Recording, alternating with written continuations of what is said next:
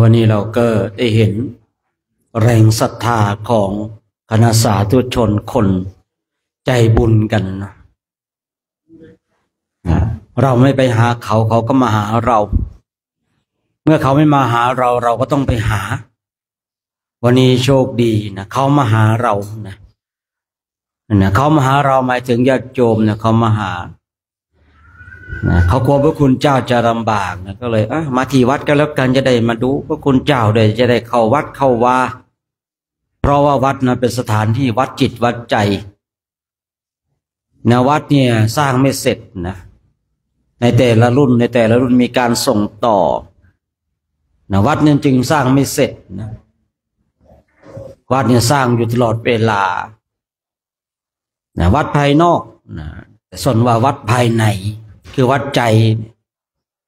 เนี่ยวัดใจเนี่ยบางคนบางท่านได้ยินข่าวประชาสัมพันธ์บอกกล่าววันวันนี้วันที่เท่าไหร่วะเนี่ยที่4ป่ะฮะ4ครับที่4นะวันที่4วัดห้วยน้ำดิบจะมีการตักบาตรได้พระธุดงค์นะเอาแล้วเรื่องวัดใจเริ่มมาแล้วนะเนี่ยวัดใจว่าใครจะมาหรือไม่มาเนี่ย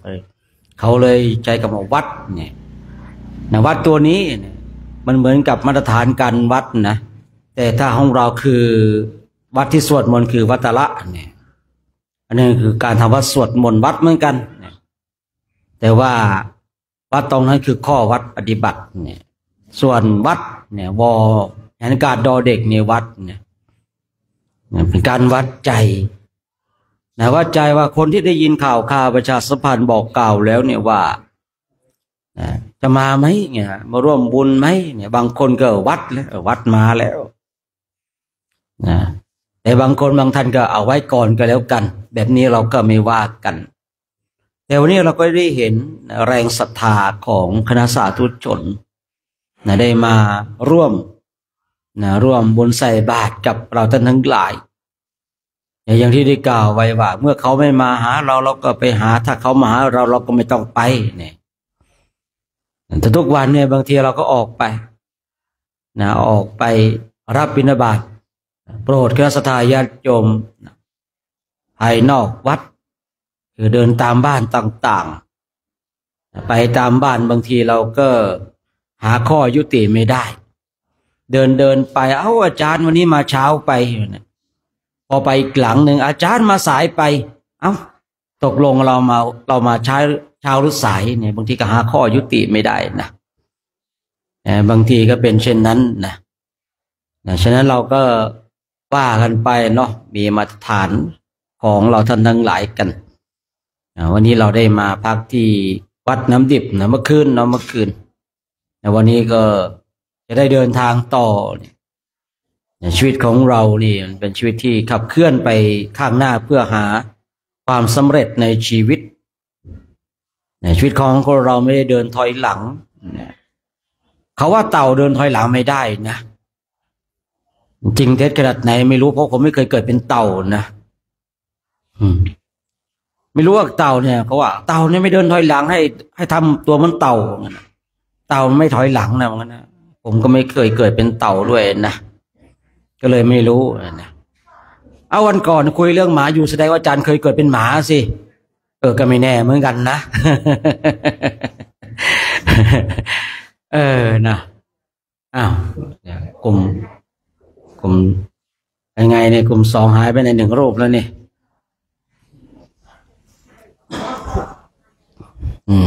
กำลังเดินมาตุยใต้อยู่โน่นนะนี่ก็ว่าไม่รู้ว่าหัวหน้ายังคงเดิมหรือว่าสับเปลี่ยนไปแล้วก็ไม่รู้นะกลุ่ม3หัวหน้าคงเดิมหรือเปลี่ยนไปแล้วได้พูดคุยกันหรือเปล่าศรีสุวรรณเหมือนเดิมหรือว่าเปลี่ยนใหม่แล้วเปลี่ยนไปแล้วนะองค์แรกเลยรูปแรกเลยอาจารย์แล้วกลุ่ม2กลุ่ม4องค์เดิมอยู่เนาะพอพระโคเป็นประธานนะพอพระโคเป็นประธานนั่นจะว่ากันไปเนาะคือบางทีนะประธานหัวหน้าก็ไว้คอยในความเคารพความเกรงไงนะ ฉะนั้นก็แต่ละกลุ่มเนาะอย่างว่าช่วยเหลือเกื้อกูลกันเนี่ยปีนี้ก็เลยแบบผมรู้สึกมีความสุขนะเพราะว่าพระเจ้าหน้าที่ของเราปีนี้ก็คือให้มาทำวัดสวดมนต์กันใครที่มีหน้าที่นะก็เห็นพระเจ้าหน้าที่นะบางปีเนี่ยพระเจ้าหน้าที่เยอะนะแต่เวลาสวดมนต์ละหายตัวได้เนาะเวลามาทำวัดสวดมนต์อุ้ยงานเยอะครับผมงานโน่นงานนี่นะพอออกไปหาไปเจอเนี่ยเอ้าโอ้ยงานเล่นเกมสมดคำเว้าเลยผมนะแต่ปีนี้ก็เลยนะไม่มีมาแต่ใครไม่มาเดี๋ยวก็ไปเที่ยวป่าเนาะเราก็วนอยู่ไม่กี่ป่าหรอกครับหนึ่งป่ามหาวันเนาะสองป่าอิสิสามขยาเนาะสามป่าเท่านั้นเองเนาะอย่าวนอยู่นั่นนะป่าอิสิป่าอิสิก็มีสองบทเนาะป่าขยานี่ก็หนึ่งบทป่ามหาวันก็หนึ่งบทนะวันนี้ถ้าใครก็ไปเที่ยวขยาศีสะเนาะไปเที่ยวหาเจดีย์สามพี่น้องแต่ผมสังเกตดูนะป่าอิสิกับป่าขยาเนี่ยไม่ค่อยไปแล้วชอบไปป่ามหาวันนะถึงคิวป่ามหาวันเมื่อไหร่นะผมก็รู้สึกหงุดหงิดครับเห็นใครทำอะไรก็ปิดลูกหูลูกตาไปหมดเลยนะมันหงุดหงิดทุกวันนะผมก็แปลกใจผมนะผมสังเกตจิตวันไหนถ้ามันถึงคิวป่ามหาวันรู้สึกมันหงุดหงิดเจอใครรู้สึกไม่ถูกต้องถูกตาทั้งหมดเลยนะเดินมาเดินหงุดหงิดเดินไม่ถูกตาเลยนะเดี๋ยวขอให้ทำผิดกันหน่อยนะเป็นอย่างนั้นเดี๋ยวเราสวดมนต์ดีกว่าครบกันแล้วนะ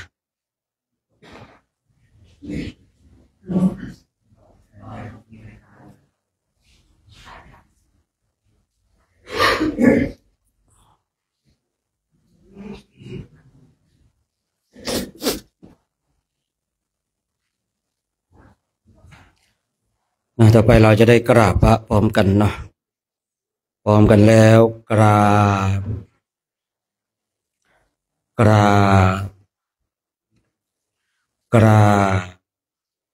เปิดหนังสือไปหน้าที่หนึ่งเนาะอย่างที่วันนี้เราไม่รีบนะไม่รีบนะเพราะว่าเดินไม่กี่กิโลนะครับผมนะรวดเดียวยังได้เลยนะ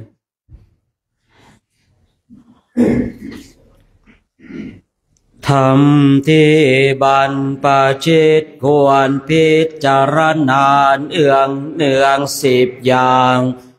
1บรรพชิตควรพิจารณาเนืองว่าบัดนี้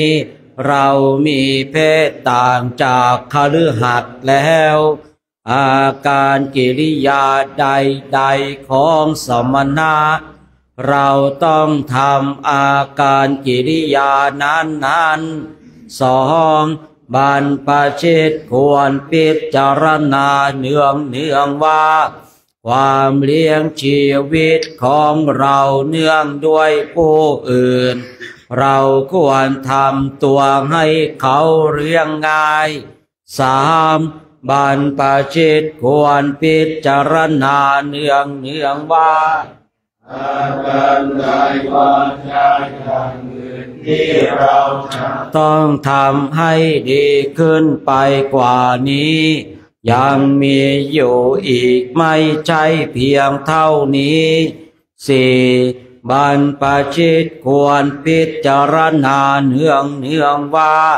ตัวเราเองติเตียนตัวเราเองโดยศีลได้หรือไม่5บรรพชิตควรพิจารณาเนื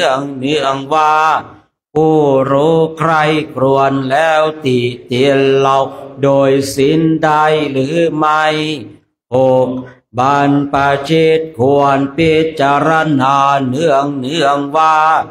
เราจะต้องพัดพรากจากของรักของชอบใจเราทั้งนั้น7บรรพชิตควรพิจารณาเนืองว่า เรามีกรรมเป็นของตัวเราทำดีจะได้ดีทำชั่วจะได้ชั่ว8บรรพชิตควรพิจารณาเนืองว่า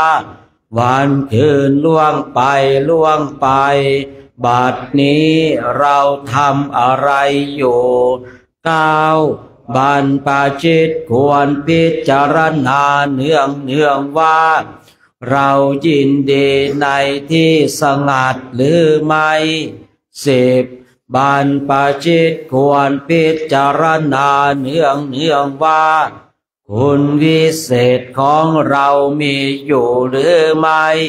ที่จะเราเป็นผู้ไม่เก้อเขินในเวลาเพื่อนบรรพชิตถามในการภายหลังเป็นหนังสือหน้าต่อไปนะ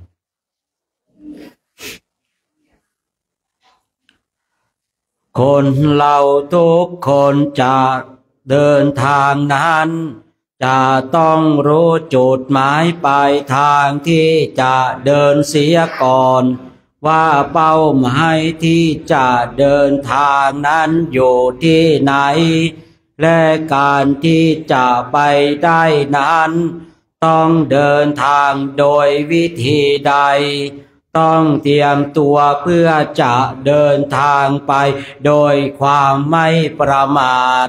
ไปอย่างยิ้มแย้มแจ่มใสมีความพร้อมสำหรับการเดินทางชีวิตของคนเราเมื่อตายทับหลายคันแล้วมีทางเดิน7 สายเท่านั้นคือ1ทางไปนิพพานไปเพราะเจริญสติปัฏฐาน4หรือเจริญวิปัสสนากรรมฐาน2ทางไปพรหมโลกสายนี้ไปเพราะอำนาจฌานผู้จะไปต้องเจริญสมถกรรมฐานจนได้บรรลุปฐมฌานเป็นต้นจึงจะไปได้3ทางไปสวรรค์6 ชั้นสายนี้ไปเพราะมหากุศลเช่นให้ทานฟังธรรมเรียนธรรมสร้างโบสถ์วิหารวัดวาอารามทอดกฐินผ้าป่าสร้างสะพานหรือสาธารณประโยชน์เช่นมาฆมานพธรรมิกาอุบาสกเป็นตัวอย่าง4ทางไปมนุษย์สายนี้ไปเพราะศีล5กรรมบท15ทางไปเป็นสัตว์เดรัจฉานสายนี้ไปเพราะโมหะคือความหลงเช่นพระติสสะหลงจีวรตายไปเกิดเป็นเลนเป็นต้น6ทางไปเป็นเปรตอสุรกายสายนี้ไปเพราะโลภะคือความห่วงสมบัติ7ทางไปนรกสายนี้ไปด้วยคือความโกรธเมื่อเรารู้ทางเดินเช่นนี้แล้วก็ควรตรวจดูวางแผนเลือกทางเดินเอาเองเถิดเพราะชีวิตนี้น้อยนักอะระหังสัมมาสัมพุทโธภควาพระผู้มีพระภาคเจ้าเป็นพระอรหันต์ดับเพลิงกิเลสเพลิงทุกข์สิ้นเชิงตรัสรู้ชอบได้โดยพระองค์เองพุทธังภวันตาอภิวาเทมิข้าพระเจ้าอภิวาทพระผู้มีพระภาคเจ้ารู้ผู้ตื่นผู้เบิกบานส วากขาโตภะคะวะตาธัมโมพระธรรมเป็นธรรมที่พระผู้มีพระภาคเจ้าตรัสไว้ดีแล้วธัมมังนามัสสามิข้าพระเจ้านามัสการพระธรรมกราบสุปฏิปันโนภะคะวะโตสาวกสังโฆพระสงฆ์สาวกของพระผู้มีพระภาคเจ้าปฏิบัติดีแล้วสังฆังนะมามิข้าพระเจ้านอบน้อมพระสงฆ์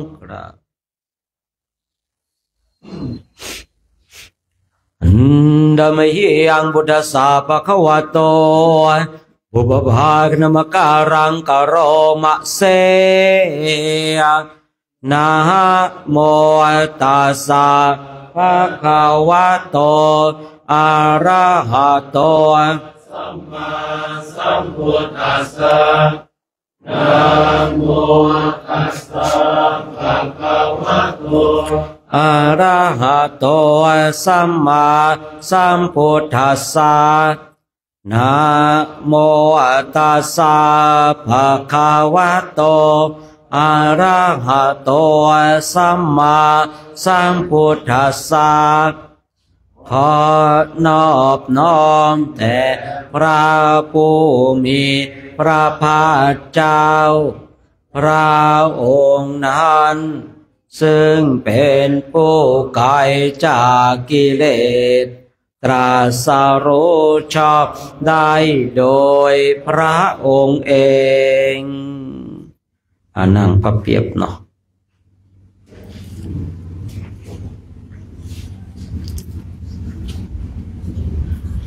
เนี่ยกำลังหาว่าจะสวดบทไหนดีนะ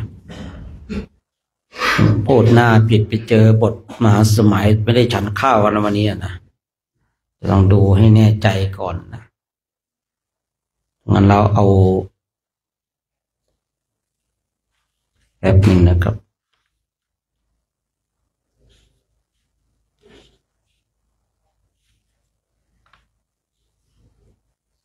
อันไหนก็ดีจะสวดหมดนะบทที่ยกสวดหายไปไหนไม่รู้นะบารมี30 ทัศก็แล้วกันนะ72นะ72นะครับ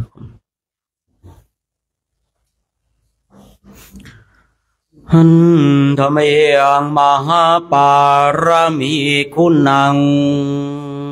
กโรมะเสทานาปารามิสัมปันโนทานาอุปปารามิสัมปันโนทานาปารามาตาปารามิสัมปันโนเมตตาไมตรีกรุณามุทิตาอุเบกขาปารามิสัมปันโนอิติปิโสภะคะวะสีราปารามิสัมปันโนสีราอุปปารามิสัมปันโนสีราปารามาตาปารามิสัมปันโนเมตตาไมตรีกรุณามุทิตาอุเบกขาปารามิสัมปันโนอิติปิโสภะคะวะคัมมาปารามิสัมปันโนเนกขามาอุปปารามิสัมปันโนเนก ขามะปารามัตถปารามิสัมปันโนเมตตาไมตรีกรุณามุทิตาอุเบกขาปารามิสัมปันโนอิติปิโสภะคะวะสัมปันโนปัญญาอุปปาสัมปันโนปัญญาปรมัตถปารามิสัมปันโนเมตตาไมตรีมุทิตาอุเบกขาปารามิสัมปันโนติปิโสภะคะวะวิริยาปารามิสัมปันโนวิริยาอุปปารามิสัมปันโนวิริยาปรมัตถปารามิสัมปันโนเมตตาไมตรีกรุณา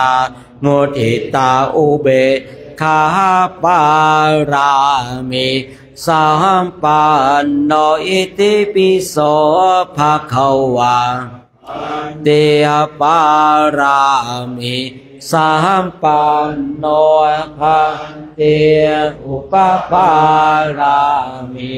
สัมปันโนอันเตปรมัตถปารามิสัมปันโนเมตตาไมตรีกรุณามุทิตาอุเบกขาปารามิสัมปันโนอิติปิโสภะคะวะปารามิ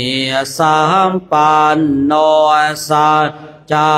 อุปปารามิสัมปันโนจาปรมัตถปารามิสัมปันโนเมตตาไมตรีกรุณามุทิตาอุเบกขาปารามิสัมปันโนอิติปิโสภะคะวะอธิธานาปาลามิสัมปันโนอธิธานาอุปปารามิสัมปันโนปรมัตถปารามิสัมปันโนเมตตาไมตรีกรุณามุทิตาอุเบกขาปารามิสัมปันโนอิติปิโสภะคะวะ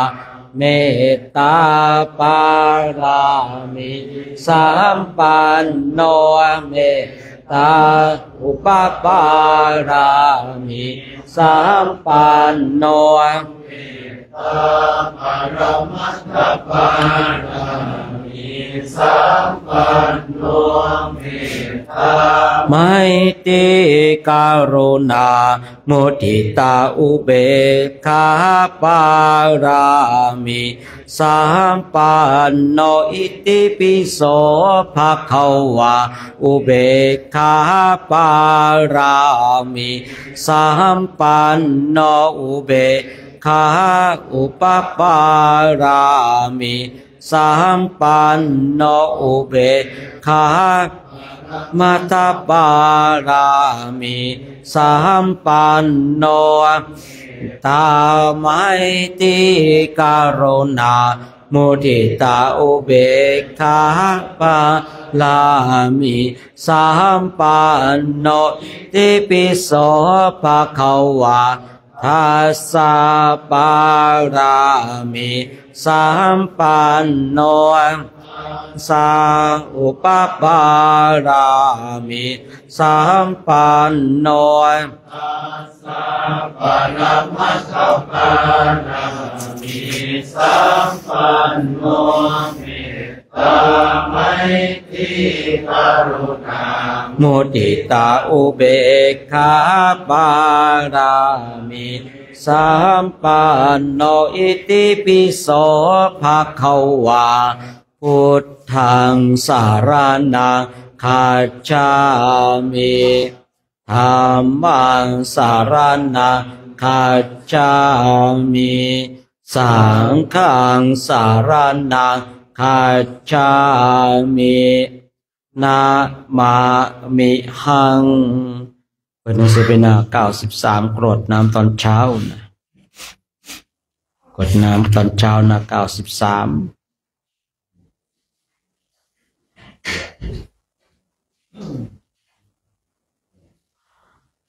หันธรรมยังปฏิทานาคาทายโยพันธามะเสยาเทวตาสันติวิหารวาสินีตุเปคาเลโพ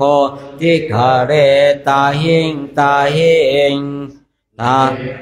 ดาทั้งหลายเหล่าใดมีปกติอยู่ในวิหารสิงสถิตที่เรือนพระสถูปที่เรือนโพ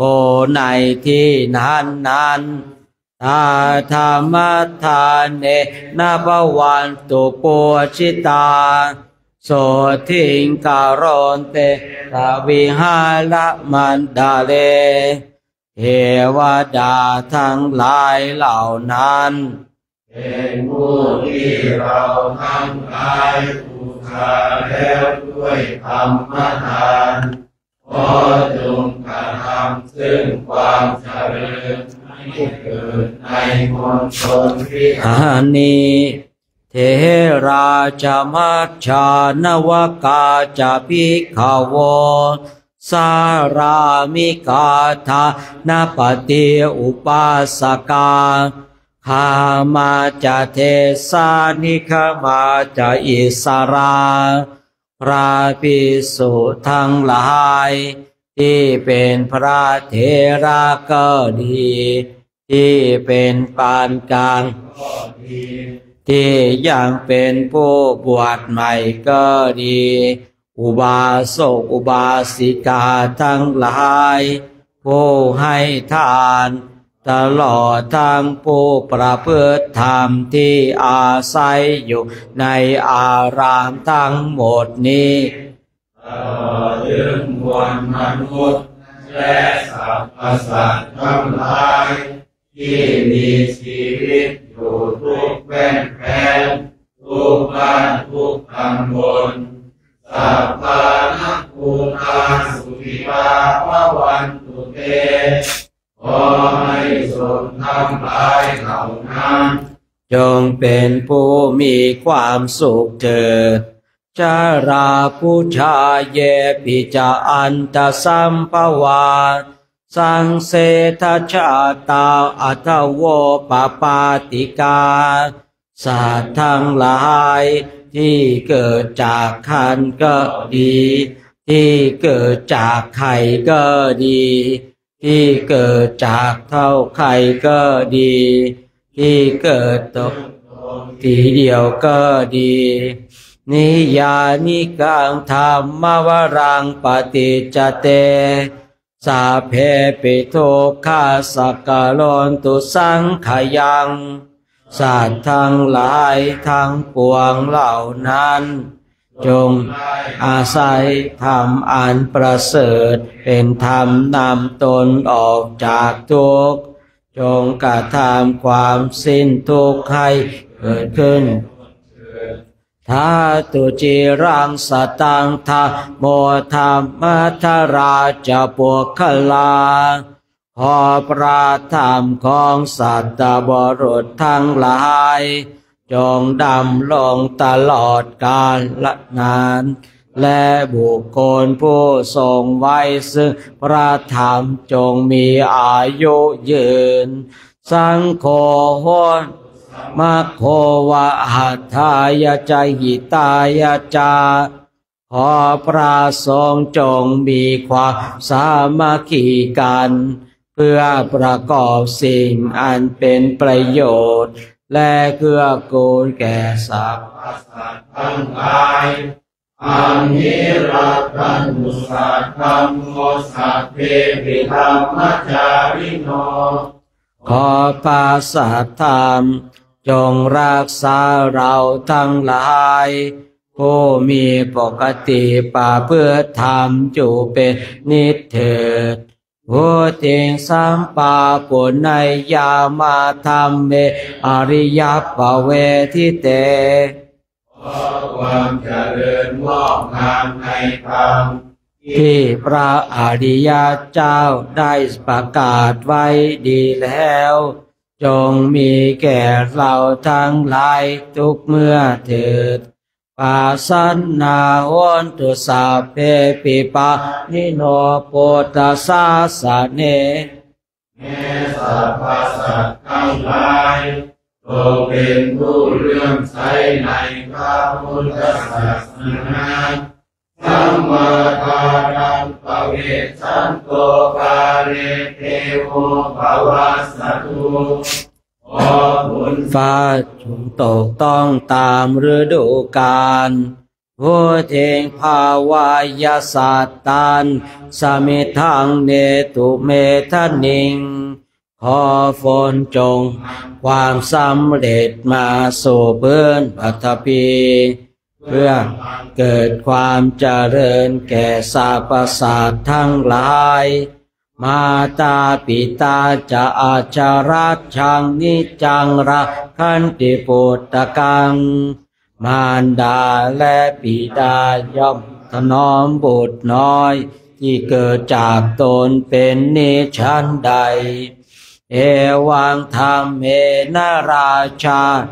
ปัจจังราคันตุสัพพทาพระราชาทั้งหลายจงทรงปกป้องราชาด้วยสธรรมในการทำพวกฉันนั้นเถิดพุทธาราธนานังธัมมาราธนานังสังฆาราธนานัง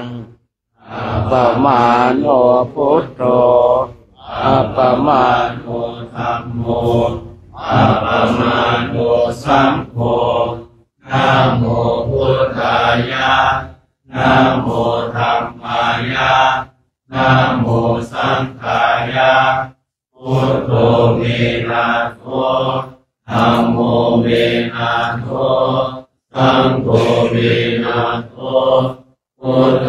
บูชาธัมมบูชาสังฆบูชานิพพานะปัจจโยโหตุข้าพเจ้าทั้งหลายขออาราธนาคุณพระพุทธคุณพระธรรมคุณพระสงฆ์อันนับประมาณไม่ได้มาเป็นที่พึ่งที่ระลึกถึงจงช่วยอภิบาลรักษากายวาจาใจของข้าพเจ้าทั้งหลาย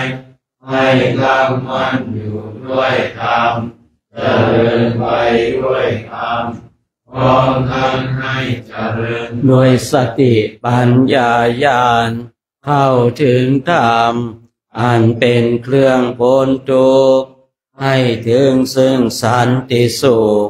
เป็นผู้รู้ผู้ตื่นผู้เบิกบานโดยไพบูลย์ทุกประการและจงยังประโยชน์ให้ถึงพร้อมทั้งส่วนตนบุคคลอื่นชีวิตอื่นอันเป็นเพื่อนทุกข์เกิดแก่เจ็บตายด้วยการทั้งหมดทั้งสิ้น ตลอดกาลนานเถิ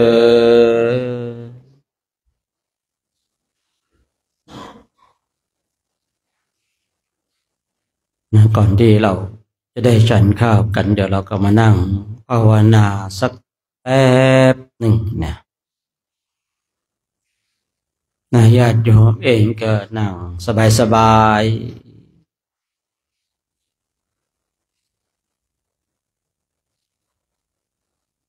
เพราะว่าวันนี้ก็เป็นโอกาสอันดีของเราท่านทั้งหลายเป็นวันแห่งมหาบุญมหากุศลที่เราท่านทั้งหลายได้มาร่วมกันถวายข้าวน้ำโภชนาอาหารแด่พระภิกษุสงฆ์องค์สมณเณรพร้อมกับแม่ชีและอุบาสกอุบาสิกาที่ท่านได้จาริกผ่านมาทางนี้เป็นความโชคดีของศรัทธาญาติโยมเป็นความโชคดีของคณะพระภิกษุสงฆ์คณะพระภิกษุสงฆ์โชคดีคือจะได้มีข้าวน้ำโภชนาอาหารฉันแล้วก็จะได้มีกำลังพระภิกษุสงฆ์ท่านมีศรัทธาที่ตั้งมั่นแต่เมื่อมีศรัทธาที่ตั้งมั่นแล้วถ้าไม่มีข้าวน้ำโภชนาอาหารที่จะเป็นกำลังให้กับพระคุณเจ้าก็ไปในไม่รอดเหมือนกันพระพุทธเองจึงบอกว่านี่คือความโชคดีของคณะพระภิกษุสงฆ์ที่มีคณะศรัทธาญาติโยมผู้ที่มีศรัทธามีความเลื่อมใสในบวรพุทธศาสนาได้น้อมนำข้าวน้ำโภชนาอาหารมาถวายและก็เป็นความโชคดีของคณะศรัทธาญาติโยมญาติโยมขึ้นชื่อว่าเป็นผู้ที่ฝากบุญฝากกุศลไว้ในบวรพุทธศาสนาข้าวน้ำโภชนาอาหารที่ญาติโยมได้นำมาถวายเนี่ยสิ่งเหล่านี้เมื่อพระคุณเจ้าได้ครบได้ชั้นไปแล้วก็จะกลับกลายเป็นเลือดเป็นเนื้อเป็นกำลังให้พระคุณเจ้าของเราท่านทั้งหลายมีกำลังในการสร้างคุณงามความดีในการเดินจงกรมในการนั่งสมาธิหรือว่าในการจาริกธุดงค์ความโชคดีทั้งสองฝ่ายปรากฏขึ้นแล้วที่วัดของเราความโชคดีเนี่ยไม่ว่าจะเป็นของฝ่ายพระภิกษุสงฆ์หรือฝ่ายของคณะสัตยาญาติโยมตรงจุดนี้เกื้อกูลไปเพื่อสวรรค์สมบัติเพื่อนิพพานสมบัติพระภิกษุสงฆ์เองที่ท่านออกบวชฝึกฝนอบรมจริงท่านก็ไม่ได้สนใจในเรื่องของอาหารหรอกแต่ว่าเรื่องของอาหารเป็นปัจจัยสำคัญท่านมีก็ฉันไม่มีก็ไม่ฉันแต่ถ้ามีแล้วมันดีกว่าเพราะอะไรท่านจะได้มีกำลังในการภาคเพียรพยายามแต่ถ้าไม่มีมันก็ไม่เป็นไรนะแต่ท่านก็จะไม่ค่อยมีกำลังในการเดินจงกรมในการนั่งสมาธิญาติโยมเองขึ้นชื่อว่าฝากบุญฝากกุศลไว้ในพุทธศาสนาเพราะบุญกุศลที่เราได้กระทำจะเป็นเครื่องนำพาให้เราไปเป็นสหายของเทวดาที่ญาติโยมได้น้อมนำข้าวน้ำโภชนาอาหารมาเนี่ยสิ่งเหล่านี้จะเป็นกำลังให้ญาติโยมเข้าสู่ความเป็นสหายของเทวดาเพียงแต่ให้ทานยังเป็นประจำหรือว่าให้ทานเป็นบางครั้งคราวแต่จิตใจของเราเลื่อมใส100%แบบนี้เราเนี่ยก็เข้าสู่ความเป็นสหายของเทวดาได้แล้วส่วนคณะพระภิกษุสงฆ์เนี่ยคือเลยสวรรค์ไปแล้วเลยพรหมไปแล้วมุ่งที่จะฝึกตนเพื่อที่จะออกจากวัฏสงสารไม่อยากมาเวียนว่ายตายเกิดไม่อยากทนทุกข์ทรมานไม่อยากจะทนทุกข์ทรมานท่านเลยเนี่ยออกจากวัดแล้วมาจาริกเช่นนี้ฉะนั้นญาติโยมท่านทั้งหลายเราเนี่ยกำลังสร้างเหตุสร้างปัจจัยในสิ่งที่ดีเรากำลังเป็นผู้สนับสนุนให้ผู้ที่ออกบวชคือพระภิกษุสงฆ์ได้มีกำลังในการภาคเพียรพยายามญาติโยมเองเนี่ยคือถ้าจะไปสวรรค์อย่างเดียวเนี่ยทำเช่นนี้ก็เพียงพอกับการไปสวรรค์ แต่ถามว่าเราพอไหมไปเท่านี้ไปสวรรค์ถ้าเราอยากจะพัฒนาโอ้สวรรค์มันก็ต้องมีการเกิดมีการตายเหมือนกันเทวดาก็มีความทุกข์เหมือนกันไม่ไปดีกว่าไปมรรคผลนิพพานเมื่อไปมรรคผลนิพพานก็ต้องอาศัยการเจริญจิตตภาวนาเนี่ยอย่างที่พระคุณเจ้าของเราได้กระทำเนี่ย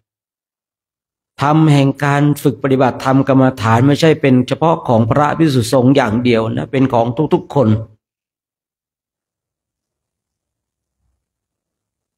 ธรรมที่ทำให้เราได้มีโอกาสจะได้ฝึกฝนอบรมกันเนี่ยเราต้องนำสิ่งนั้นมาคือธรรมนั้นมาแต่ญาติโยมถ้าเพียงพอใจเพียงแต่เป็นสหายของเทวดาก็เพียงพอแล้วก็เพียงแต่เราท่านทั้งหลายเนี่ยทำบุญสุนทานไปเมื่อเราทำบุญสุนทานเนี่ยบุญก็จะรอเราอยู่ข้างหน้าดังเช่นธรรมิกะอุบาสกที่ได้พาสวดเมื่อสักครู่เนี้ยธรรมิกะอุบาสกนั้นเนี่ยทำบุญสุนทานอย่างเป็นประจำไม่ว่าจะถวายสิ่งทั้งหลายแก่พระภิกษุสงฆ์ไม่ว่าจะสร้างวิหารลานเจดีย์ไม่ว่าจะสร้างสิ่งที่เป็นประโยชน์กับคนทั้งหลายธรรมิกะอุบาสกเนี่ยทำบุญอย่างเป็นประจำเลยนะในวันหนึ่งคนเราเนี่ยมันมีหนีไม่พ้นเนี่ยสิ่งหนึ่งคือความตายธรรมิกะอุบาสกก็รู้แล้วตนเองจะตายแล้วแต่ก่อนจะตายอยากจะฟังธรรมคนมีบุญเวลาจะตายอยากจะฟังธรรมแต่คนมีบาปเวลาจะตายเนี่ยก็คร่ำครวญเศร้าโศกเสียใจพิไรลำพันธ์บางคราวก็เหมือนว่าสัตว์ทั้งหลายที่ตนเองเคยทำให้ตายไปเนี่ยมาขอชีวิตเนี่ยในคนมีบาปและส่วนคนมีบุญเนี่ยก็อยากจะฟังธรรมนะก็เลยให้ลูกของตนเองเนี่ยไปนิมนต์พระท่านก็มาแล้วก็ถามท่านธรรมิกะท่านอยากฟังธรรมในสูตรไหนท่านธรรมิกะอุบาสกก็บอกไปเลยเอาเรื่องกายดีกว่าพระภิกษุก็สวดไปกันในขณะที่สวดไปท่านทั้งหลายคือคนมีบุญเนี่ยเทวดาเขาชอบคนมีบาปเนี่ยผีมันชอบคนมีบุญเทวดาชอบคือเนี่ยเทวดาทั้งหลายรู้แล้วว่านี้ท่านธรรมิกะอุบาสกเนี่ยต้องเสียชีวิตอย่างแน่นอนต้องตายอย่างแน่นอนก็เลยแต่งราชรถมีสารถีมาขับมาที่บ้านของท่านธรรมิกะอุบาสกเทวดาที่อยู่แต่ละชั้นก็เชิญจงไปอยู่กับเราเถอะจงไปอยู่กับเราเถอะไปอยู่กับเราเถอะสวรรค์ในแต่ละชั้นก็พรรณนาเทวดาในที่อยู่แต่สวรรค์ชั้นละชั้นก็พรรณนาว่าชั้นนั้นเป็นอย่างนั้นชั้นนี้เป็นอย่างนี้คนดีเทวดาต้องการท่านธรรมิกะอุบาสกเนี่ยดีด้วยศีลดีด้วยธรรมดีด้วยศีลดีด้วยธรรมเทวดาเลยชอบอย่างญาติโยมเนี่ยมาทำบุญสุนทานกันเทวดาชอบนะเทวดาเขาชอบคนนี้เองเนี่ยท่านธรรมิกะอุบาสกกำลังฟังพระท่านสาธยายธรรมอยู่เทวดาทั้งหลายก็เชิญว่าไปอยู่กับเราเถอะไปอยู่กับเราเถอะท่านธรรมิกะอุบาสกก็บอกก็เปล่งวาจาไปหยุดก่อนพระไม่เห็นเทวดาพระก็เลยคิดว่าท่านธรรมิกะอุบาสกเนี่ยบอกให้ตนเองหยุดพระก็หยุดมองหน้ามองตาบอกโอ้คงไม่ใช่การที่จะสาธยายธรรมแล้วชวนกันกลับวัดเลยพอเสียงสวดมนต์เสียงสาธยายมนต์เนี่ยจบลงท่านธรรมิกะอุบาสกก็ลืมตาขึ้นอ้าวพระไปซะแล้วนิมนต์ไม่ทันจึงถามลูกสาวตนเองว่าเอ๊ะทำไมพระไปไหนทำไมพระถึงหยุด ลูกสาวก็ร้องห่มร้องไห้ขึ้นชื่อว่าสัตว์ที่ไม่กลัวตายคงไม่มีบนโลกนี้นี่นะลูกสาวของท่านทำให้กับอุบาสกนะเปล่งวาจาเลยนะขึ้นชื่อว่าสัตว์ที่ไม่กลัวตายคงไม่มีบนโลกนี้นะพ่อคิดในใจว่าทำให้กับอุบาสกเนี่ยตอนมีชีวิตอยู่มีสติมีสัมปชัญญะชอบฟังเทศฟังธรรมชอบทำบุญสุนทานแต่วันนี้เนี่ยกลับบอกให้พระเนี่ยหยุดสาธยายมนต์แต่ท่านทำให้กับอุบาสกก็บอกพ่อเปล่าพ่อเนี่ยบอกให้เทวดาทั้ง6 ชั้นที่มาเชื้อเชิญเนี่ยให้หยุดก่อนพ่ออยากจะฟังธรรมพูดง่ายๆว่าคนในเรือนของท่านทำให้กับอุบาสกไม่เห็นเทวดามีแต่ท่านทำให้กับอุบาสกเท่านั้นจึงเห็นเทวดาอยู่คนเดียวเมื่อไม่มีใครเห็นท่านทำให้กับอุบาสกก็บอกให้ลูกว่าลูกไปหาดอกไม้มาที่ไปหาพวงมาลัยมาที่เนี่ยลูกไปหามาลูกนะลูกอยากจะให้พ่อไปอยู่ชั้นไหนเนี่ยคนมีบุญเทวดาก็ต้องการสามารถเลือกสวรรค์ได้นะพระพูดเลยพูดอย่างเป็นประจำว่านะตอนที่เรามีชีวิตอยู่เราเป็นผู้เลือกได้แต่หลังจากที่เราตายไปแล้วบุญที่เราทำบาปที่เราสร้างเนี่ยจะเป็นผู้ที่เลือกเราเองณเวลานี้เราเป็นผู้เลือกนะท่านทั้งหลายนะเราเป็นผู้เลือกที่จะทำบุญสุนทานหรือว่าเลือกที่จะทำบาปแต่เมื่อเราตายนะแต่เมื่อเราตายบุญและบาปที่เราทำจะเลือกเราถ้าใครทำบุญก็จะเลือกไปสวรรค์ดังเช่นท่านธรรมิกะอุบาสกถ้าใครทำบาปก็จะเลือกดังเช่นบุคคลหลายๆคนที่ตกนรกหมกไหมเช่นนางจินจมานวิกาเช่นพระเทวทัตเช่นพระติสสะที่ตายไปเป็นตัวเล่นบุญเลือกผู้มีบุญท่านทำให้กับอุบาสกเนี่ยเทวดามาเชื้อเชิญจึงบอกลูกตนเองว่าอยากให้พ่อไปอยู่ชั้นไหนผู้เป็นลูกสาวก็บอกว่าชั้นดุสิตดีกว่าพ่อชั้นดุสิตเนี่ยมีแต่นักปราชญ์มีแต่พระโพธิสัตว์อยู่ชั้นดุสิตเราทั้งหลายถ้าเลือกได้นะเลือกไปอยู่สวรรค์ชั้นนี้ถ้าเราอยากจะเกิดยังอยากเกิดอยู่ตั้งจิตปรารถนาว่าเราจะไปเกิดสวรรค์ชั้นดุสิตเพราะว่าสวรรค์ชั้นดุสิตเนี่ยพระโพธิสัตว์อยู่มากเหลือเกินแล้วก็นักปราชญ์บัณฑิตอยู่มากเหลือเกินท่านทำให้กับอุบาสกงั้นลูกก็อธิษฐานเอาโยนพวงมาลัยไปเมื่อโยนพวงมาลัยไปแล้วพวงมาลัยก็ไปห้อยแขวนอยู่ที่ราชรถของเทวดาที่อยู่ที่ชั้นดุสิตนั่นไงลูกนั่นแหละพวงมาลัยที่ลูกโยนไปเนี่ยไปแขวนอยู่ที่ราชรถของเทวดาชั้นดุสิตก่อนท่านธรรมิกะอุบาสกจะตายก็บอกว่าถ้าลูกทั้งหลายอยากไปอยู่กับพ่อเนี่ยให้รู้จักการให้ทานกันรักษาศีลทำบุญสุนทานไปบุญจึงเป็นที่พึ่งของเราในชาตินี้บุญจึงเป็นที่พึ่งของเราในชาติหน้าและชาติต่อไปฉะนั้นในวันนี้ก็คิดว่าสมควรแก่เวลาก็ให้เราท่านทั้งหลาย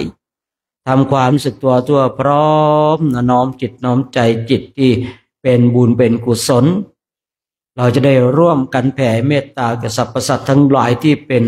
เพื่อนทุกข์เกิดแก่เจ็บตายของเรา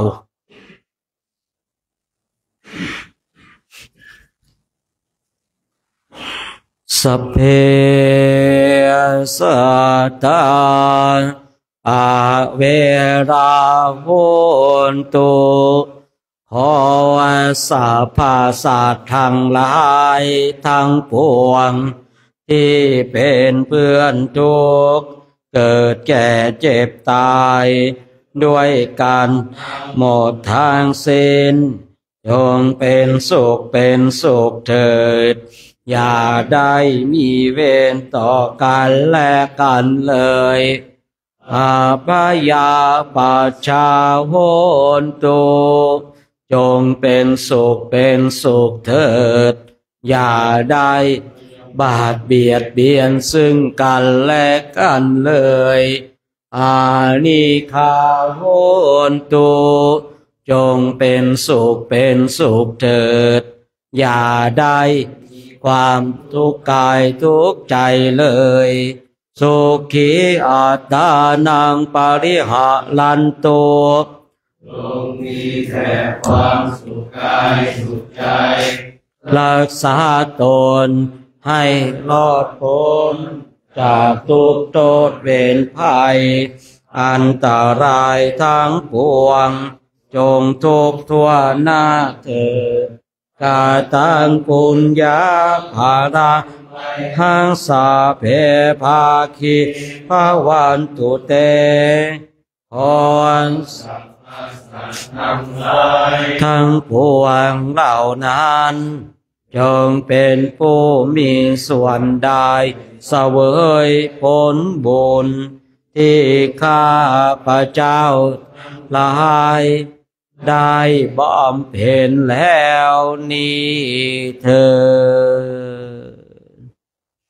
ดถึงพร้อมทุกอย่างอาหารก็พร้อมนะคุยไปจนหายง่วงเลยกี่ง่วงมากเลยนะคุยจนหายง่วงไว้แล้วพอดีหายง่วงก็ฉันข้าวได้พอดีนะเอาคำถวายไม่ของเราเนี่ยเดี๋ยวท่านพระอาจารย์ประหลัดเนี่ยจะกล่าวคำถวายเนาะท่านประหลัดพิชัยเนาะ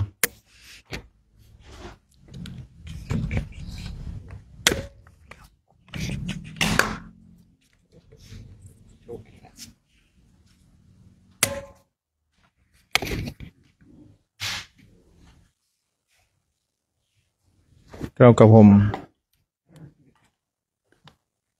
เปิดยังเรากับผมขอโอกาสจากพระเดชพระคุณเจ้าทุกรูปนะครับในอนุโมทนาบุญให้กับญาติโยมเป็นอันดับแรกก่อนนะครับวันนี้มีบรรดาท่านสาธุชนท่านทายกทายิกาเศรษฐีใจบุญในทุนใจดีทุกท่านแล้วก็คณะศรัทธาวัดห้วยน้ำดิบได้ถวายทาน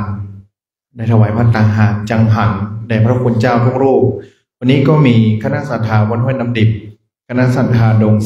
30,000คณะศรัทธาวัดห้วยปังค่าคณะศรัทธาวัดห้วยแทงคณะศรัทธาวัดกู่ขาวคณะศรัทธาวัดดอยก้อมคณะศรัทธาวัดห้วย5แล้วก็คุณณรุพลแก้วรังกาคุณชยานันท์ชัยสิทธิ์คุณโยมปราณีนายปฏิภาณน้อยไทยพันตรีชาตรีคุณอรพันธ์นางสาวชนิดาภาวรรณพิรักษ์เหี่ยพิพัฒน์คุณชนนิดานางสาวพัชรีรัตน์เทียนวิวันร้านบรรจินฟาร์มบ้านห้วยปังค่าคุณโยมพวงมาลีรัตนธรรมพิสารคุณแม่อภัยท่านโอชิตคณะครูโรงเรียนบ้านห้วยน้ำดิบร้านโกลานเจ้าของตลาดชัยวานิชบ้านห้วยกามแล้วก็ญาติโยมท่านสมณศรัทธาพระปัณพัสโรรักษาการเจ้าวาดวัดกู่ขาวพ่อครูเขมพรแม่ครูศรีพันธ์นาทองหอสจ.ถนอมคุณหมอโสภาเมืองสุวรรณแม่พิมพันธ์ใจยาวพอครอบครัวก็อุทิศบุญกุศลท่านอุทิศกุศลไปให้ครูบาเจ้านวลธรรมเสนาอดีตเจ้าอาวาสวัดกู่ขาวพ่อหลวงยศแม่หลวงวิไลพรธรรมสิทธิ์พ่อหลวงอุทาแม่หลวงคำไฮชัยพูนแม่สุไลกาบศรีพ่อกมลแม่สายทองวงฟั่นนายเดชชิตกาบศรีและบรรพบุรุษทุกท่านที่ล่วงลับไปและเจ้ากรรมในเวรเทวดาทั้งหลายก็เกิดไม่เกิดเสื้อวัดเสื้อวาเทวบุตรเทวดาสิ่งศักดิ์สิทธิ์ที่คุ้มครองวัดวาอารามแล้วก็พีไตเกาเน่าเมินพระอินทร์พระพรหมพระโยมพระการปรมัยไอสวนพระเมธพระธรณีเจ้าที่เจ้าทางแล้วก็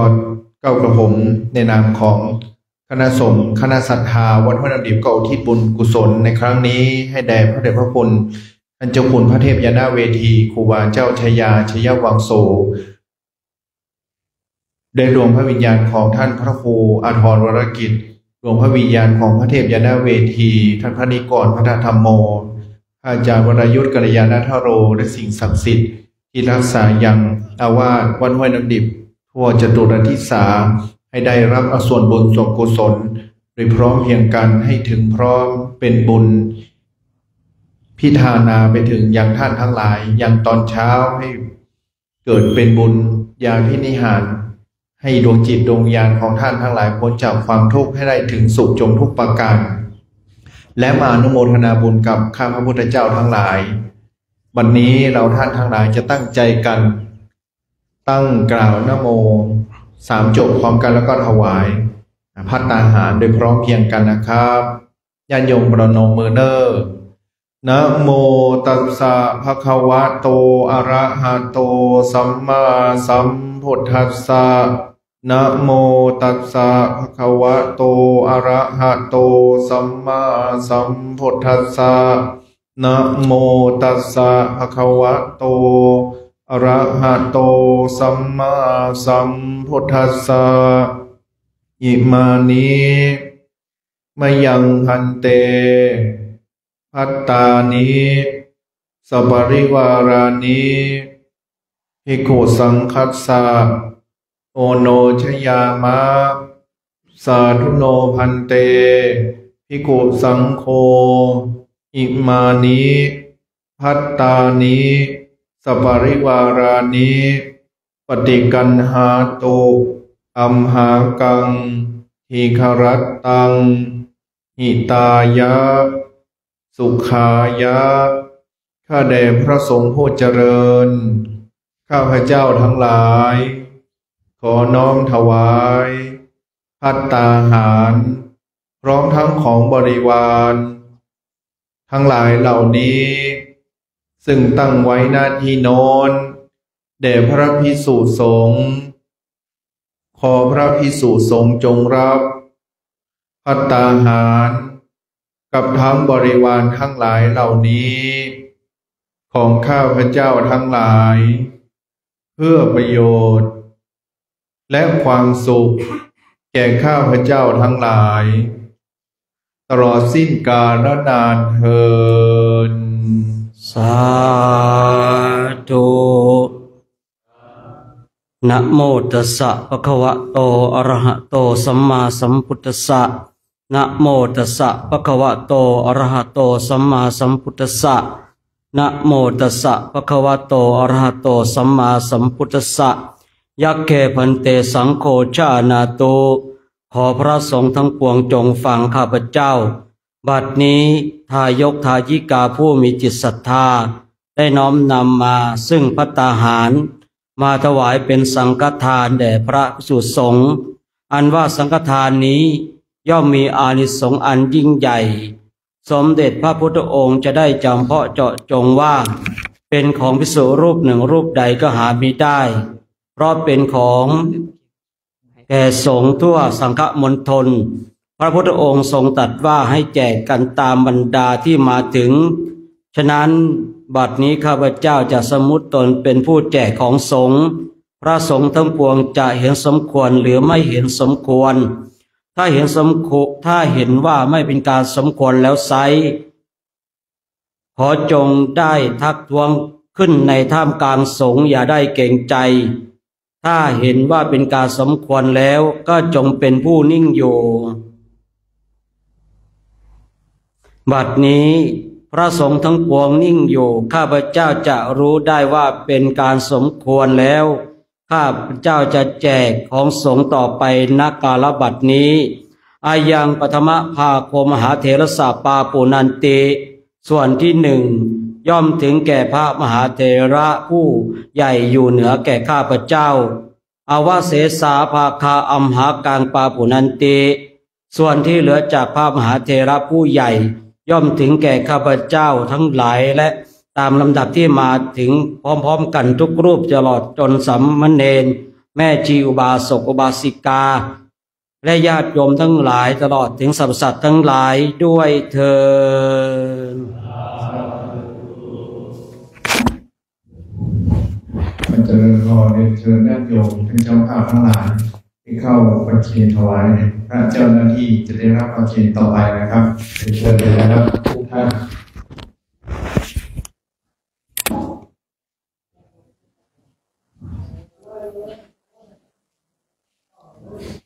พาเราลุกไปสัก2 รูปนึงไปช่วยกันประเคนสัก2 รูปนึงแถวที่4ไปลุกไปนั่นแหละไปช่วยจับกันนะไป2-3 รูปไปไม้ดูกล้องไว้นั่นกันเดี๋ยวป่าเที่ยวป่าอ่ะมือจับที่โต๊ะนะครับเดี๋ยวเราประเคนพร้อมกันนะครับพอพระขันคุณแล้วปล่อยพร้อมกันนะครับนะหลังจากนั้นเราจะไม่จับแล้วนะครับ ตอนนี้ครับ1 2ปล่อยมือครับสาธุแล้วต่อไปไม่จับแล้วนะครับเป็นของพระนะครับออกนะครับตอนนี้เป็นของอาตมาแล้วนะญาติโยมอย่าเพิ่งกลับเดี๋ยวอาตมาเลี้ยงข้าวนะอย่าเพิ่งกลับนะวันนี้นะเดี๋ยวเลี้ยงข้าวจะมาเลี้ยงข้าวนะ เดี๋ยวรับพรที่หลังก็แล้วกันน้อยพระท่านตักอาหารก่อนเนาะคงไม่รีบกลับกันเนาะญาติโยมอย่าเพิ่งกลับกันนะเดี๋ยวอยู่รับพรก่อนเดี๋ยวให้พระท่านตักอาหารก่อนเนาะเดี๋ยวเราคุกเข่าพนมมือขึ้นกราบพระก่อนเนาะ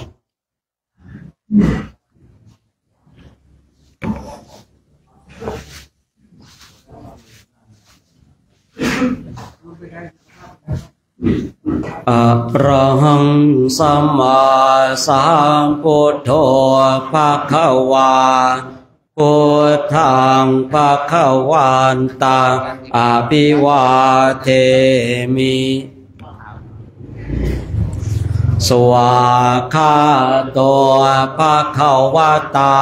ธัมโมธัมมังนะมัสสามิโสปฏิปันโนภะคะวะโตสาวกสังโฆสังฆังนะมามิกับวันนี้กลุ่มไหนเนี่ย1-2เหรอใช่เหรอเมื่อไหร่ผมไปถามอะไรก็1-2ทุกทีเลยฮะ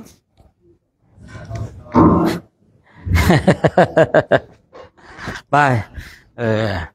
เอาข้าวอยู่ทางไหนนี่ไปญาติโยมนะวันนี้เราก็จะได้ฉันภัตตาหารกันแล้วเนาะจะได้ออกเดินทางกัน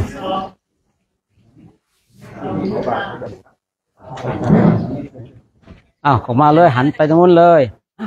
เป็นพระฉันด้วยกันเหรอไหนบาทอยู่ไหนฉัน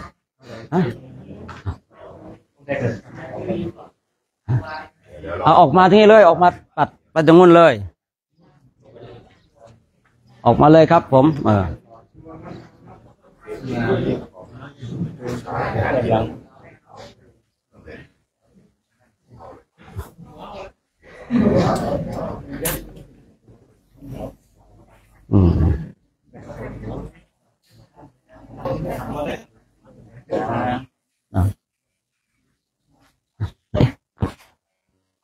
ฉันตักยังไง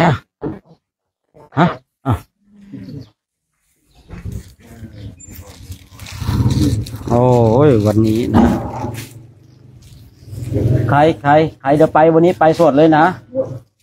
ใครไปวันนี้ไปป่าแล้วขยาเลยนะ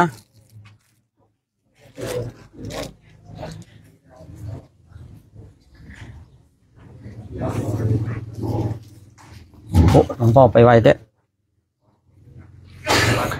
วันนี้ก็ในญาติโยมเนาะเมื่อวานถ้าใครดูไลฟ์สดนะอาตมาบอกว่าถ้าเข้าหมู่บ้านไหนนะเจ้าสูงเข่าต้อนรับเนี่ยนะข้าวน้ำโภชนาอาหารเนี่ยไม่ต้องพูดถึงดูแต่วันนี้นะวันนี้นี่เต็มปึกเลยนะเต็มปึกเลยไปตั้งนู้นตั้งข้างหน้าน่ะ เป็นนิมิตหมายเป็นนิมิตหมายญาติโยมชีวิตของพระอย่างเงี้ย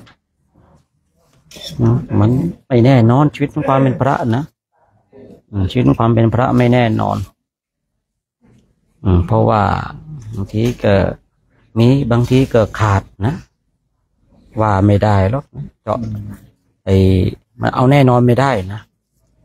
เอาแน่นอนไม่ได้นะชีวิตของความชีวิตพระเนี่ยหาความแน่นอนไม่ได้นะว่าบางครั้งก็มีบางครั้งก็ไม่มีนะเป็นพระเกิดทำยังไงทำใจอย่างเดียวเลยญาติโยมนะนอกไม่มีอย่างอื่นก็ทำใจอย่างเดียวนะนี่ฉันได้แล้วเนี่ยแปะอะไรเนี่ยอันนี้เรียกปูนครับปูนเอาไว้สั่นกับตำผมว่าเอาน้ำพริกเอาตักมาแล้วนะพระเราบางทีบางวันมันเกิดมีบางวันเกิดขาดบางวันเกิดเกินนะแต่ว่าดีใจที่ว่าเราเป็นไงคือเข้าหมู่บ้านไหนแล้ว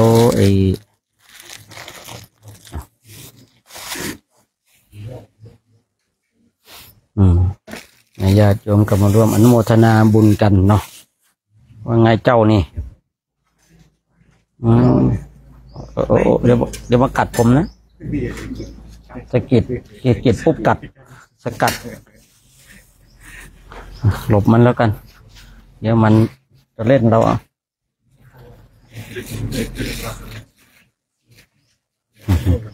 เดี๋ยวมันจะเล่นเรา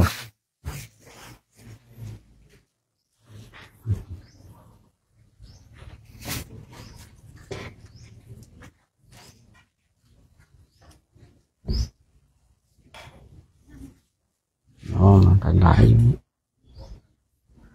ญาติโยมก็โมทนาบุญกันเนาะวันนี้พระคุณเจ้าของเราก็ได้มาอยู่ที่วัดห้วยน้ำดิบเนาะอยู่วัดห้วยน้ำดิบ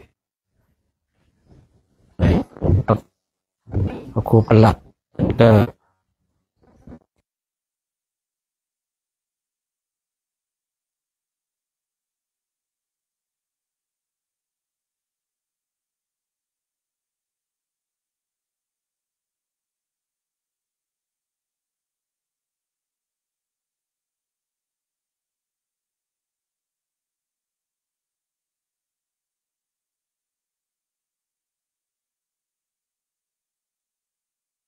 โอ้โหรับประกันได้นะรับประกันได้นะ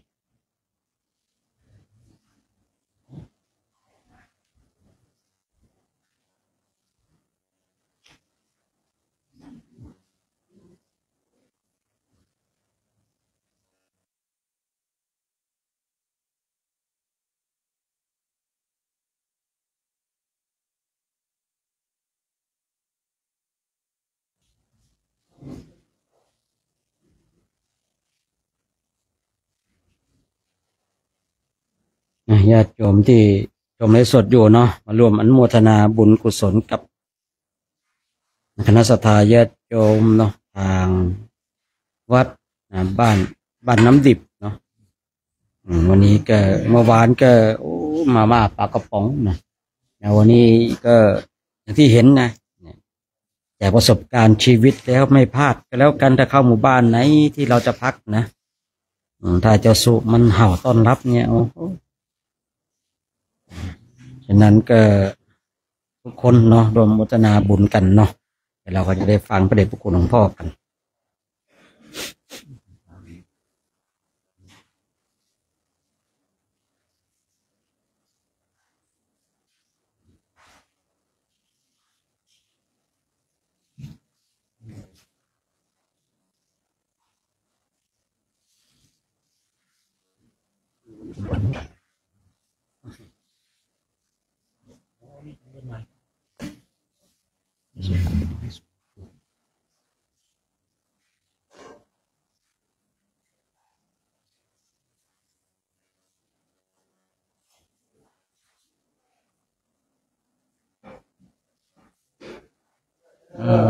ท่านพระครู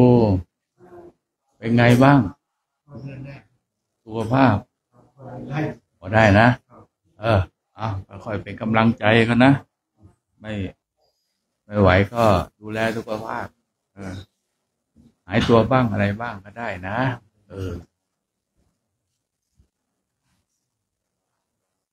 ทำให้ร่างกายของเราแข็งแรงด้วยเนาะน้ำหนักลดแน่นอนแล้ว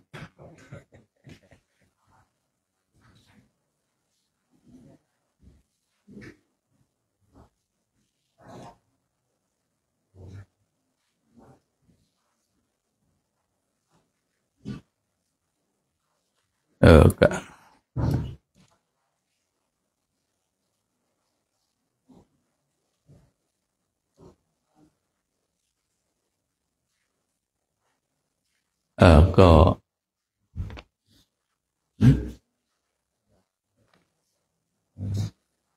อนุโมทนากับญาติโยม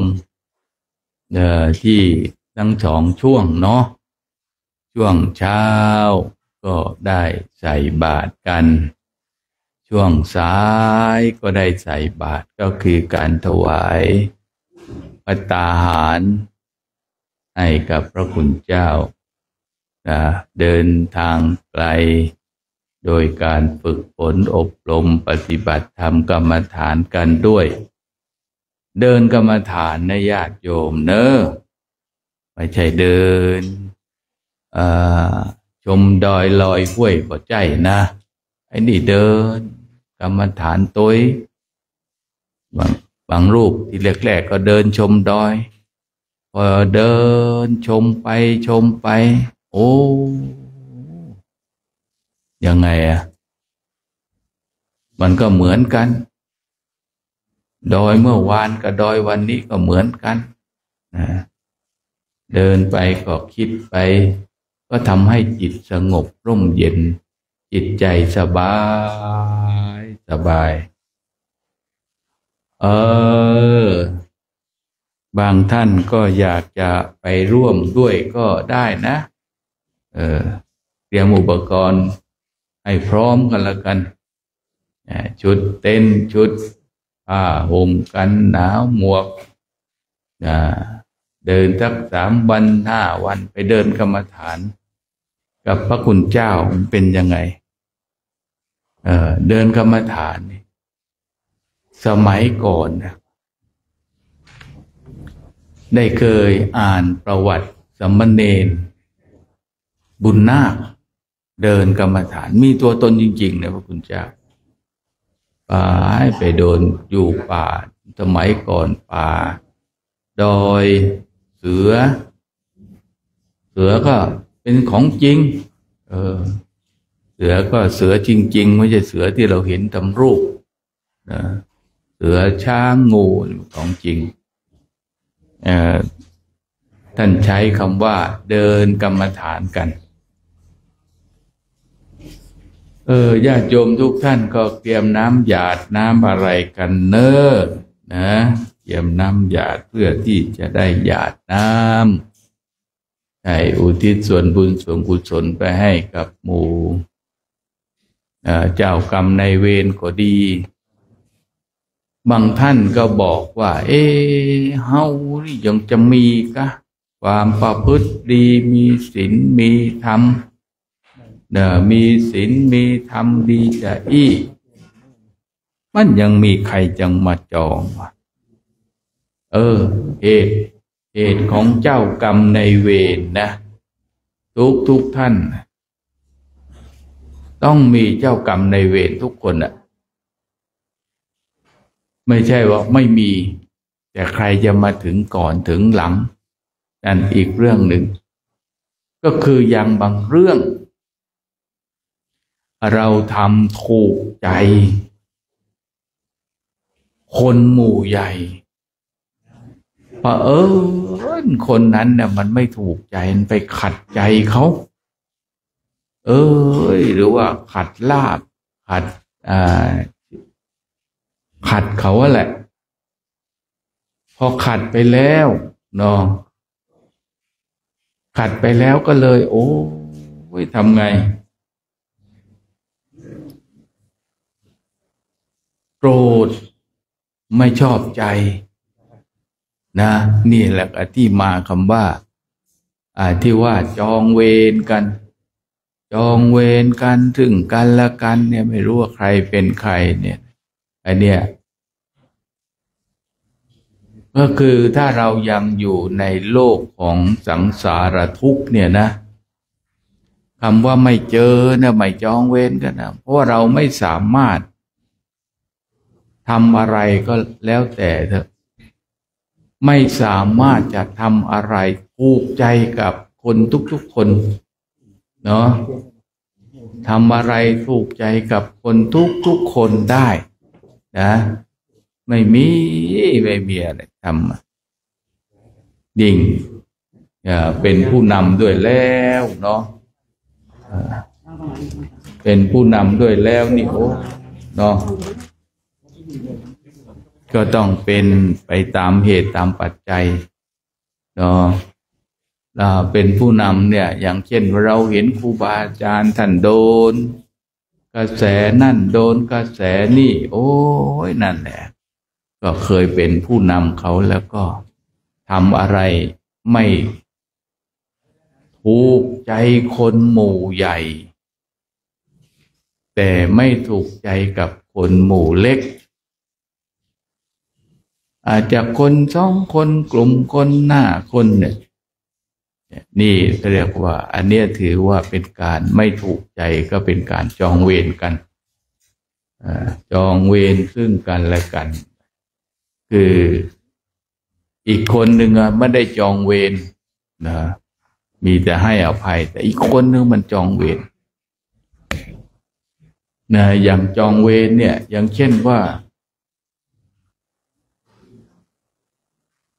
นางมาคันธียาเนี่ยเจ้ากรรมในเวรของพระพุทธเจ้าในอดีตด้วยปัจจุบัน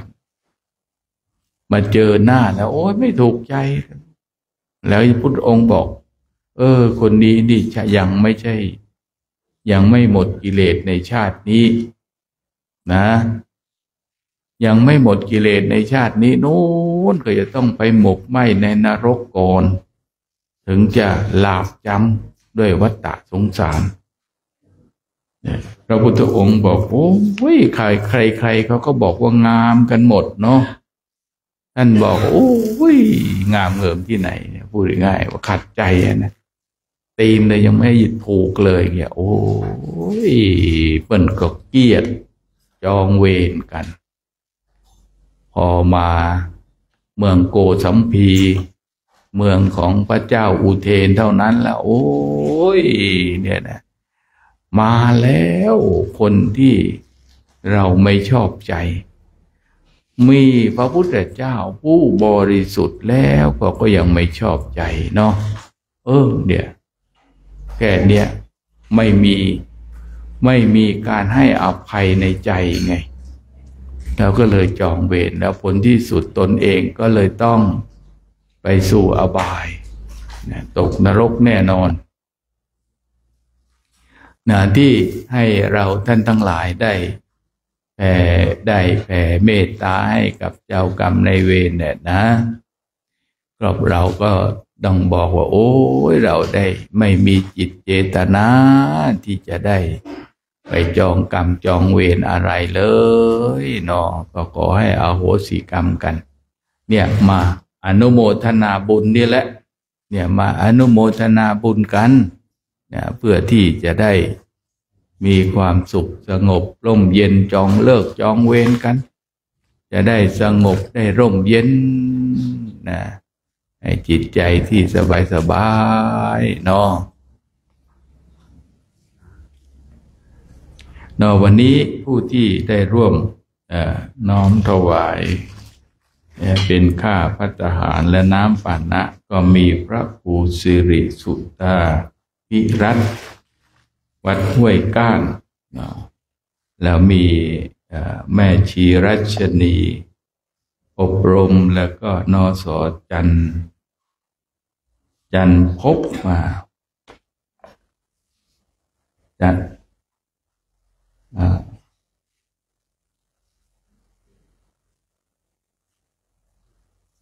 โทษคุณอ่านว่าไงเนี่ย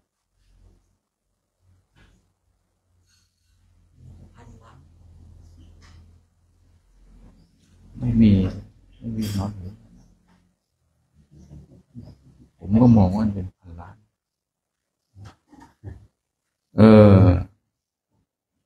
นสจันพบพันล้านไม่รู้ว่า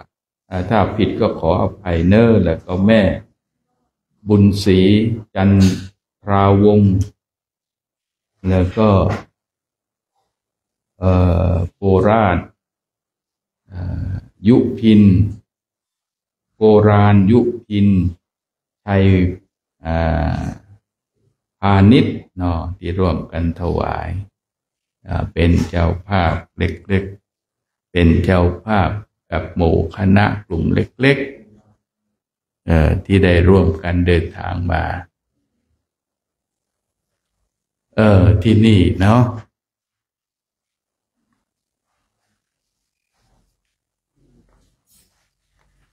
ก็ให้เราท่านทั้งหลายนี่ก็ร่วมอนุโมทนาบุญแล้วก็ญาติโยมที่อยู่ที่มาร่วมถวายภัตตาหารก็ดีโดยมีท่านพระครูประหลัดที่เป็นประธานนำพาศรัทธาญาติโยมร่วมบำเพ็ญบุญกันได้ทำการปฏิสันถานต่อพระภิกษุสงฆ์องค์สามเณรพร้อมทั้งญาติโยมที่อุบาสกบาสิกาบางท่านก็จะไปถือบวชกันที่ใต้ต้นพระศรีมหาโพธิ์เนาะใต้ต้นพระศรีมหาโพธิ์บวชแล้วก็เดินตอนนี้เอามาฝึกก่อนเนาะฝึกก่อนนะจะผ่านพ้นได้หรือเปล่าก็ต้องดูใจกันอีก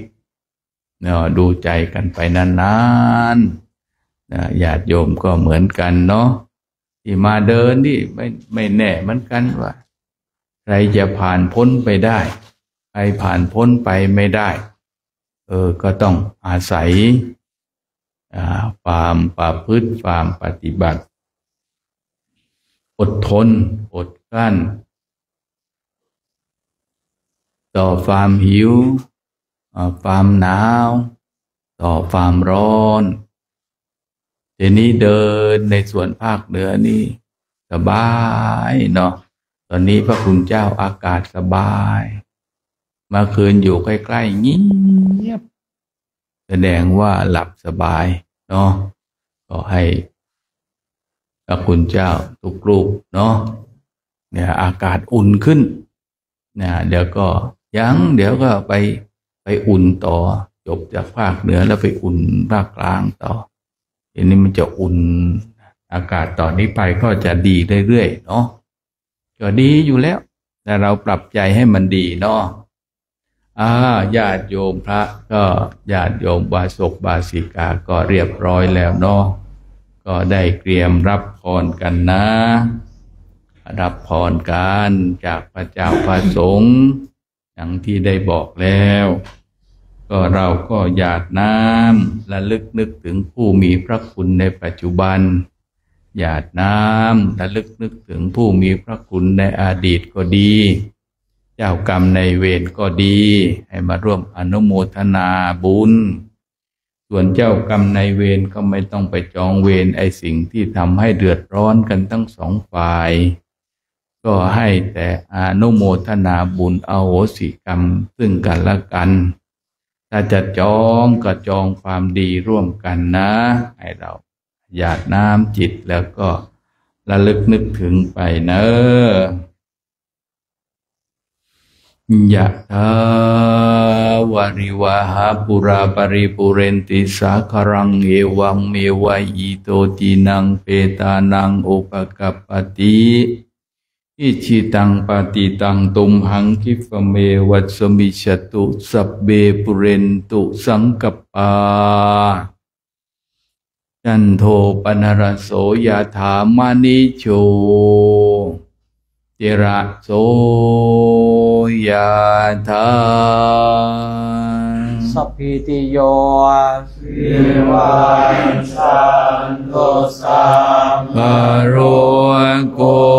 วินัสสันตุมาเตวันตรายโยสุขิทิกายโยภาวะอภิวาจนาสิริสนิจวุฒาปัจจาจานตารโรธรรมวันทันติอา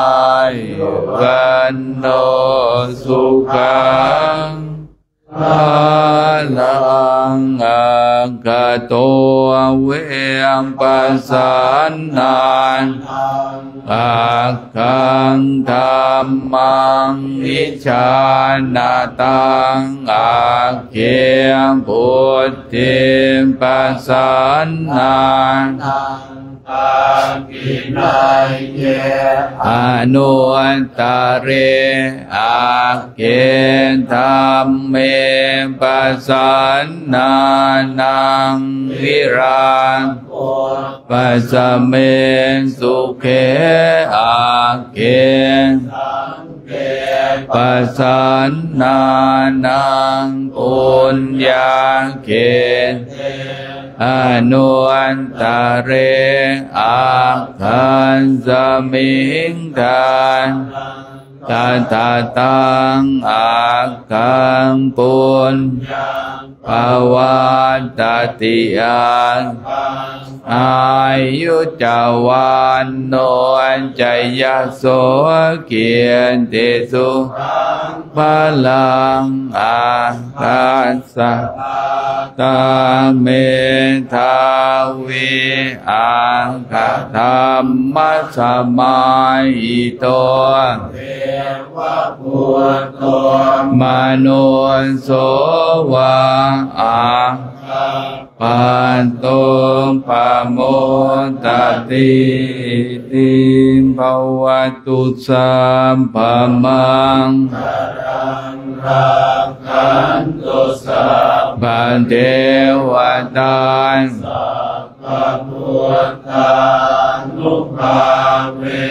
นัสสะทาโสติภวันตุเตภวตุสัพพมังบาเทวตาสัมนุภาเวนัสสะทาโสติภวันตุเตภวตุสัพพมังกาลังรักขันตุสัมปเทวตาสัพพสังฆานุภาเวนัสสะทาโสติภวันตุเตอันธรรมยังทาตุปฏิโกลปินตาปาตังพนามาเสยาตาปัจจยังภาวะ